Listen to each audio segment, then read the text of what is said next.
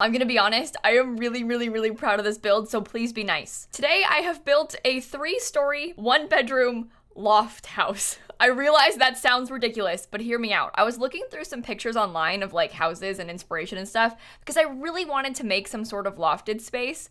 And so I found a picture of a house that I kind of liked. It's sort of similar to this one, but the house had like a rooftop garden area on it. And I never do that in my Sims builds. And my Twitch chat is always like, put a rooftop garden.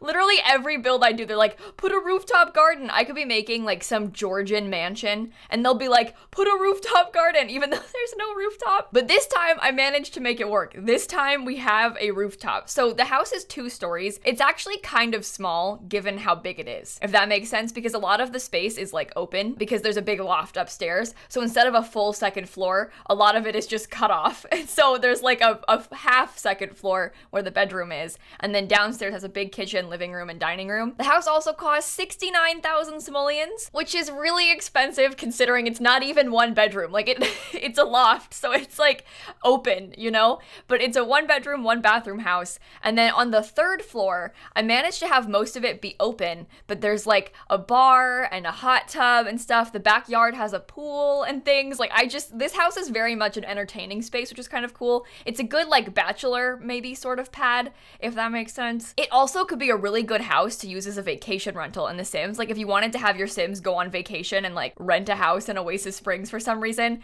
you totally could have them come stay here because there's a pool and a hot tub, there's lounge chairs. Like it's a good maybe honeymoon spot for your Sims if you wanted them to come here. I think that might be how I would use it. I'm not really sure because I cannot picture a Sim actually living here because I don't usually play with like single Sims or couples. Like I like to have big families in my Sims games, so that just is not gonna work for this, especially considering how much it costs. Like I never have like one Sim who has 70,000 simoleons. Like my entire Gen 4 legacy house costs like 70,000 simoleons, and I have like 5 Sims living in it right now. But at least the house looks cool, right? So I was kind of inspired by a lot of houses that I had seen online, so it's maybe a little bit different than my usual style. It also might be a little bit different and like kind of weird in The Sims even, but I sort of like it. It's supposed to be like a longer, skinny house. Like, you know how in real life, a lot of times in plots like this, you'd find a lot of these like really close together, maybe in like a city or something. This is like a new build and they've got a bunch of them lined up with like very little space in between them.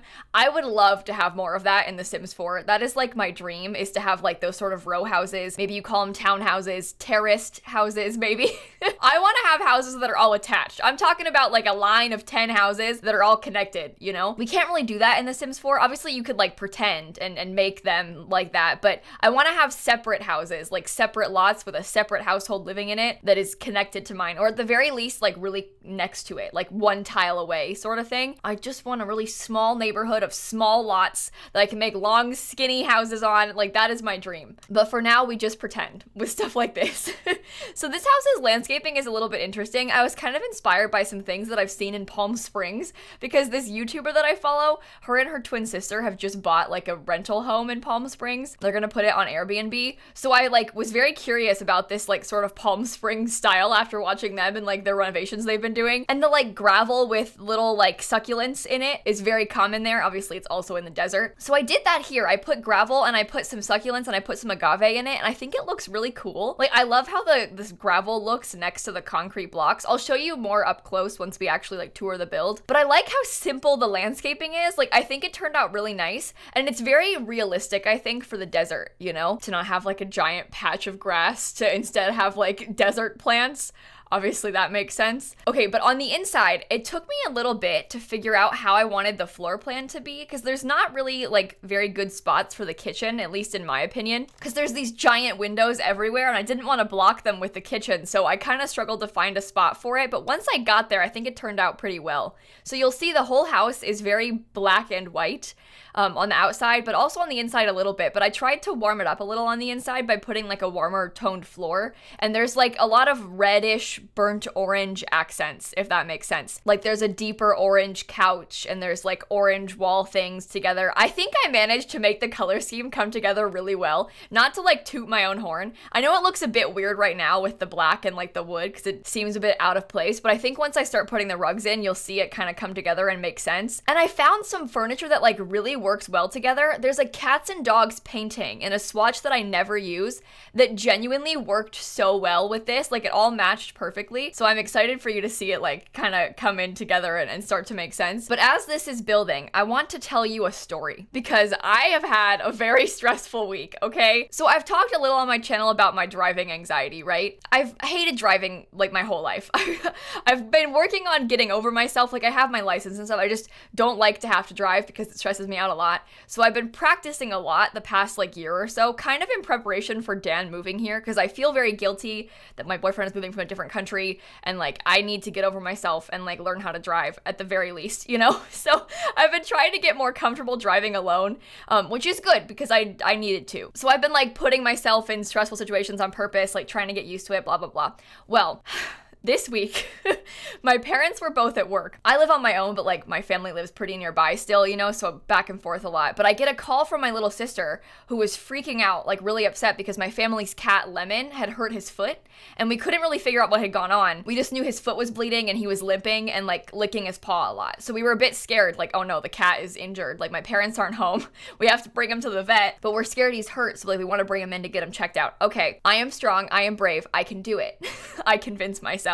And so I go and I pick up Shanna, I pick up Lemon. Lemon hates cars. He has very little experience in cars. Like the last time he had to go in a car was like when we brought him home. Like we adopted him like a couple years ago. He was already fixed, had all of his shots and stuff. So like he hasn't really had to go anywhere except for that. So we put him in his carrier and we have to bring him in the car. The vet's like 20 minutes away from my parents' house. This poor cat screamed the entire time. Like screaming, not an exaggeration. And it was the entire time, the full 20 minutes. And then we got to the vet and we had to wait like 45 minutes, maybe close to an hour for them to come and get him. We weren't allowed to go into the vet. Like they came, we called them when we got there and we were like, hey, my name's Kayla, I have Lemon. We called before we came, like he's the one with the hurt paw. And they were like, okay, we'll come get him. And once they have like space for him and blah, blah, blah. But he screamed the entire way to the vet, which was very stressful for me as a person who hates driving. It is not a pleasant experience to have the poor cat like screaming, just terrified behind me in the car as I'm trying to drive. So I was getting all stressed. Me and Shanna both cried because we were like felt so guilty and bad for him because he was so scared. So like my sister and I are crying in the car. I'm like trying to calm down so I can drive to the vet. And then we get there and then he's still screaming. He calmed down a little bit once we like parked the car and we're just sitting still, but he was still screaming a lot. It just was like every 5 seconds instead of like literally constantly. So that was good, you know, that he calmed down a bit. Oh my gosh. And once we got there, the vet, we called them and I put it on speaker so that Shanna could talk because I wasn't there when he hurt himself. So I didn't really know what happened. So like Shanna was talking on speaker to the vet as well. And she could just hear him screaming in the background of the call. Oh my gosh. It was really stressful. And then they came and they were like, we're going to have to be a while probably. So you should just drop him off and leave. At which point we were like, oh my God, I feel very guilty about this. Poor Lemon. So we got more upset. They told us to leave though. So we like started driving home. I went like 15 minutes, literally like the second I pulled into my parents' driveway, I get a call back from the vet and she was like, hey, don't worry. I checked out Lemon. Like he's totally okay. Turns out this is horrible. Turns out 2 of his claws on his back foot completely ripped out. Like she thinks he got stuck in the carpet somehow and like he tried to jump away or something and his claws were stuck. So we pulled them out. Oh, which is just horrible. The poor cat. So he was bleeding and like kind of in a little bit of pain, which is why he was limping and we saw the blood and got so scared. He's gonna be okay. They'll grow back. Like everything's gonna be fine. And she gave him some pain medication and stuff. So like we went straight back to pick him up and then came back home and everything was cool. And on the drive back, he was a lot more calm because I think they had given him medicine. So he was feeling better. But it just overall was a very stressful situation. Like Lemon is totally fine. Everything is fine. It just was really stressful for me. It freaked me out a lot. I know a lot of cats like get upset in the car and like the screaming in the car is not that uncommon. Like your cats probably do it too. I just felt so bad because I knew how scared he was. And like, here I am bringing him to an even scarier place. Like the poor cat's terrified in the car and now I'm driving him to a worse place. Like I'm bringing him to the vet where he's gonna be even more scared. And I just felt so guilty. I know he needed to go because we were like worried about him and stuff, but I just, I feel so bad. Poor little guy doesn't deserve that. But he's okay now, so it's okay. But that's why I didn't upload on Wednesday, because I was at the vet. Like, it was like a few hour ordeal, you know, the like driving there and then hanging out with him at home and stuff like that. And then I felt a bit shaken up when I got home, so I decided not to record. I thought that I was anxious, basically. So that's what happened on Wednesday. Luckily, everything's okay and like it's fine and stuff. It just, again, kind of freaked me out a little bit. I am proud of myself for doing it though. I mean, obviously I like had to because no one was around and I was the only one who could drive to bring him to the vet, but I'm proud of myself for doing it. And I didn't freak out that much. Like I did it. I was okay.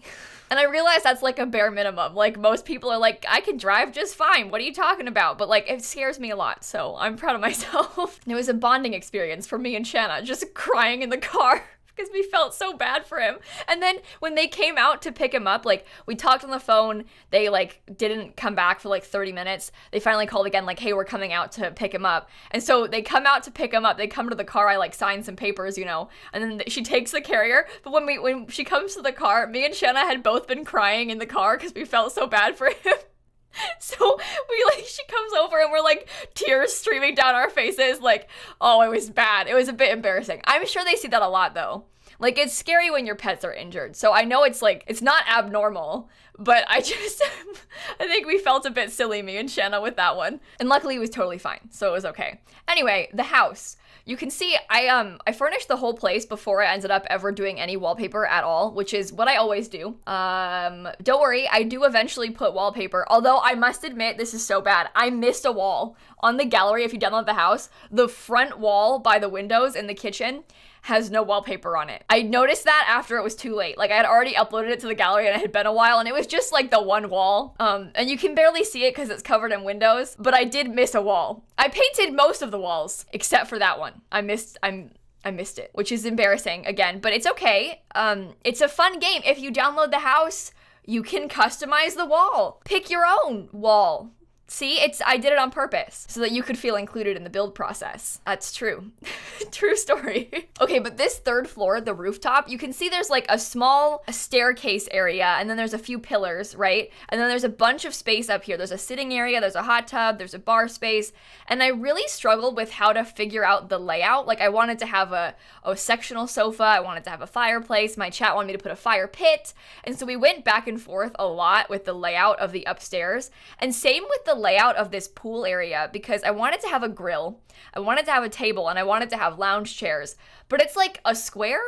So it's kind of difficult to lay out all that furniture and not have it look weird. So it took me some time to figure out the exact placement and everything, but I think once I got it all done, it looks really good. I'm a little bit biased because I built it, but I think this might be one of my favorite outdoor spaces I've ever done, because I don't really do much that's this style, and I don't really do much that has like hot tub, rooftop bar type things either. So this is really different for me, and I think it turned out pretty nice. I swear my Twitch chat wants me to put a hot tub in like every build, but I can never figure out a good spot for a hot tub. But this one, it just felt so like natural to put a hot tub where I did, so I think it worked out pretty well. I also had a little bit of garden space that I kept upstairs on this rooftop, and I think that looks pretty nice as well. It's not a rooftop garden, but it is a rooftop like bar basically, and this way it has like some more plant life and stuff. It really does seem like the perfect place to have a party, doesn't it? Like, you could so easily have a really cool party here. It makes me kind of want to build like a real bar that looks somewhat similar to this. Like, it'd be fun to have a nightclub that has like an interior space and then a rooftop and also like a pool back area.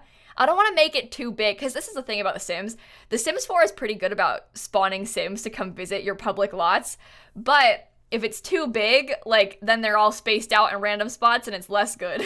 It's like less effective. If we have like 3 separate bar areas, they're gonna be split between them all, and then it, you know, is less good. But there's so many cool possibilities for community lots in this game, especially compared to the older Sims games. I don't know if you ever played The Sims 3, but there was a lot of really cool rooftop bars and stuff. It just, because it was an open world and there were no Sims ever. Like, you'd go to the bar and it would be just the bouncer, the bartender, and you. Maybe one other Sim. And that was it. Like, The Sims 4 is such a dramatic improvement in that sense, where like you go to a lot and it generates like 10 Sims to be there, is huge. The difference in that is huge. It's almost easy to forget it because The Sims 4 is like, it's almost easy to forget because like The Sims 4 is still kind of annoying. Like it could definitely be better in some fronts like that, but it is a world of a difference from the oldest Sims games, genuinely. You never knew how much you needed Sims to be like at the bar because in The Sims 3, to meet Sims, I would just use online dating because you couldn't like go anywhere and find anybody. Nobody was anywhere. So if you wanted to like date somebody, you couldn't just like head to the bar and hope to meet someone because no one's gonna be there. So I'd use the online dating to meet people only. But in The Sims 4, there's so many more Sims and they're so much easier to find. I'd still love to have online dating in The Sims 4. Like I loved that in The Sims 3. And honestly, like online dating is even bigger of a deal now than it was when The Sims 3 was out, you know? Especially now in this pandemic, right? But anyway, I would love to have more options like that. Thank you, Simmers, for listening. I hope you agree. The Sims 3 had this, like, you could create a profile on the computer and then you could, like, literally just pick between Sims to message. And you could also lie on your profile and, like, pretend you had different traits and stuff. I love to see that come back. Right now, I kind of use clubs that way, which is a bit weird, but, like, clubs came with Get Together. And sometimes I'll set my Sims in a club and I'll make a club of, like, single young adults. And I'll maybe give a few traits that interest me, and then I'll just make a club and like meet Sims that way, because then your Sim will like automatically meet and know some Sims that you could befriend. But that's not really the intended purpose of clubs. It's not really to meet people, but I do it for like kids and teens too. If I want to like have my Sim meet some like other children in the town, I'll make a club of like only children, and then you can just like introduce yourself to them, because it's hard to come across other kids for your Sim to befriend. So, and especially other teens. Like kids are easier to find, but teens are hard to find. So when you just make a little club of only teens, then all of a sudden you've got a group of friends that your Sim can, I don't know, hang out with, possibly date, stuff like that. But the house is kind of almost finished here. I'm sorry, I'm like rambling about things that I want for The Sims 4. I always do this. You get me talking and I just talk and talk and talk. But the house is just about done. I think it turned out really cute. I'm gonna show you a quick tour in the game though, so you can get a better idea of what it looks like. I was feeling so confident, thinking my build looks so good. I open up Twitter. Kate Emerald posts this 10 minutes ago. I will never, ever have this talent. I am simply not capable of this. I can build something smaller, simpler. I will never have this sort of capability though. This is so cool. I swear, if you don't follow Kate Emerald on YouTube and Twitter and stuff, you should.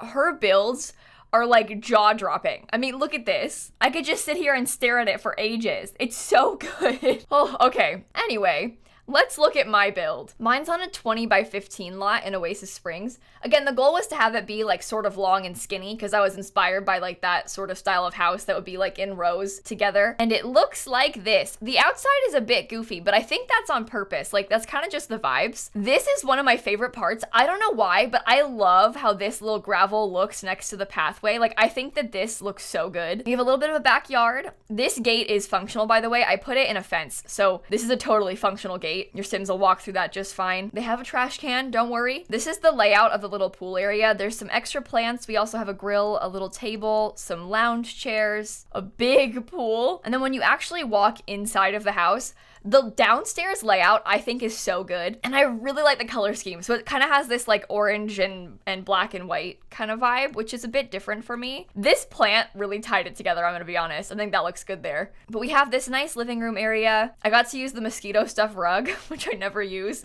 Dining room with a fuzzy rug. Mosquito stuff mirror. I never use that mirror either. We have a really big kitchen, bookshelf with some stuff on it. This is that painting I was talking about. This is from Cats and Dogs, but doesn't that like tie it in really well? It fits somehow. This like burnt orange color with the black and the creams and stuff, it works. Upstairs is just the one bedroom. Don't worry, the loft space is functional. You might have noticed that a lot of times when you do a loft thing like this in The Sims 4 right now, it glitches and doesn't work. That's because your Sims used to register, like if there was a fence here, your Sims would walk across it. They don't anymore for some reason. So like if you delete the fence there, she can still walk up the stairs just fine. So this is totally functional. But she has a lofted bedroom. So here's her bed. We got some pictures on the wall, little desk in front of a fake balcony, dresser, magazines, small bathroom. I really liked this bathroom. So this is from Snowy Escape. This is separate as well. It's like a little glass divider piece. So I made like kind of a fake shower.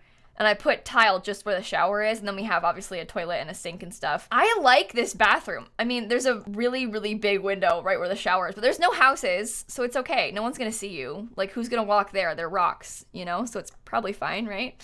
And then from the bedroom, you can go upstairs again to the 3rd floor. There's just like a little hallway, basically. Cow plant, of course. And then out of the door onto the rooftop, there's like a little couch with a fireplace. I wanted to do a fire pit, but we don't really have a lot of fire pits that I thought were like appropriate in style for this. And they were all kind of too big. This is a really small space. So I think this managed to look pretty good. Then you have the bar, of course. I don't really put bars in my houses too much, so I liked being able to put one of those there. Music, naturally, fairy lights, and a hot tub. So all the bases are covered. It's like a whole party spot up here. It looks like a house you'd find in LA to me. Like, it's a bit weird on the outside. I'm fully aware the outside is a bit odd, but it's like almost intentional because it looks like a realistic house that was built in like 2018 in Los Angeles. Does that make sense? That's what I was going for. I think it's a bit ugly. Like, I would never live in a house like this. I love the idea of the rooftop and stuff, but I really do think it's a bit ugly, and that's kind of the goal almost. I never liked this style of house in real life. Like, I can acknowledge that the interior is really nice and like it has some very nice features, but let's be real, it's way too expensive for what it is. The outside is a bit odd, and it's like actually kind of small. Like, there's a lot of space, but it's only 1 bedroom, so it's like actually kind of small. And all of this can be yours for 69,063 simoleons. Dinosaur view included. It's on the gallery if you want to download it. I really did have a lot of fun building this though, and I love the color scheme and the layout downstairs. I am obsessed with this. I think it looks really good. This might be one of my favorite interiors I have ever done. It just kind of works. But I'll stop.